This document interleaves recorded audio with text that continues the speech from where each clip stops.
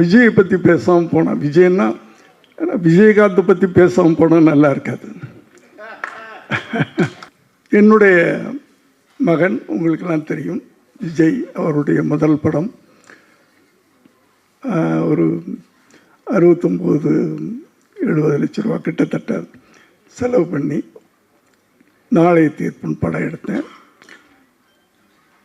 சரியாக போகலை, உங்கள் எல்லாருக்கும் தெரியும்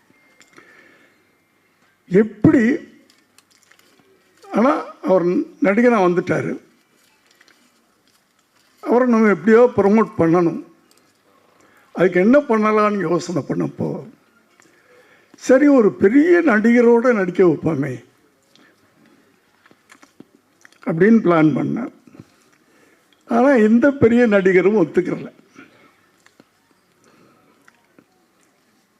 சரி ஒரு மாதிரி அதில் வேற அவ்வளவு போட்ட படமெல்லாம் போயிடுச்சு.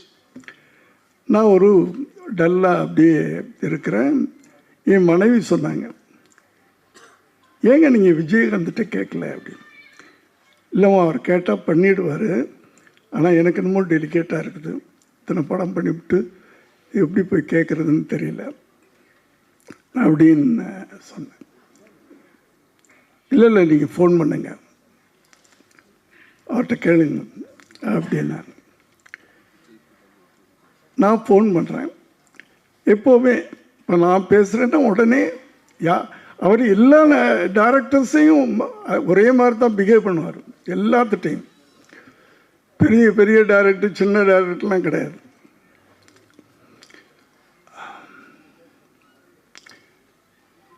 நான் ஃபோன் பண்ணி, விஜய் வீட்டில் இருக்காமா அப்படின்னு.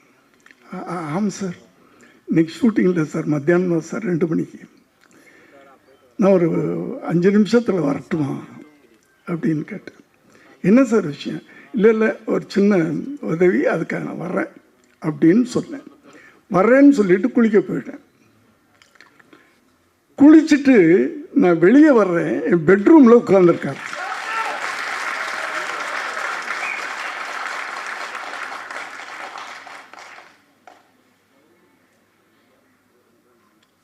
என்ன விஜய் அப்படின்னு. நீங்கள் எதுக்கு சார் வரணும்? நீங்கள் பேசும்போது ஒரு உதவின்னு கேட்ட மாதிரி எனக்கு காதல் விழுந்துச்சு. உதவி கேட்டு நீங்கள் என் வீட்டுக்கு வரக்கூடாது சார்.